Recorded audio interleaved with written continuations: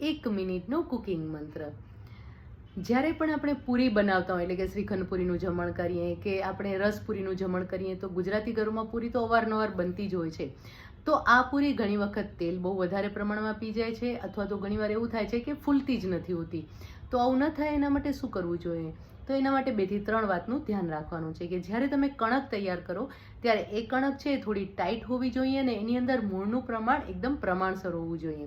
જો વધારે પ્રમાણમાં મોણ એડ કરશો, આપણે એમ થાય ના મસ્ત પૂરી ફૂલે એટલે હું થોડું મોણ વધારે એડ કરું, તો મોણનું પ્રમાણ વધારે હશે ને તો પૂરી જે છે એકદમ કડક થઈ જશે, ક્રિસ્પી બની જશે અને ફૂલશે પણ નહીં.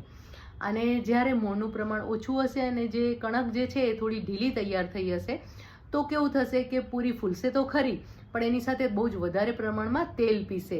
અને આ 2 વસ્તુનું તમે ધ્યાન રાખશો ને તો પૂરી એકદમ પરફેક્ટ તૈયાર થશે. એટલે કે કણક એકદમ પરફેક્ટ હોવી જોઈએ, થોડી ટાઈટ હોવી જોઈએ, વધારે ઢીલી ન હોવી જોઈએ, અને મોણ બહુ વધારે પ્રમાણમાં ન એડ થયેલો હોવો જોઈએ. આ 2 વાતનું ખાસ ધ્યાન રાખવાનું છે.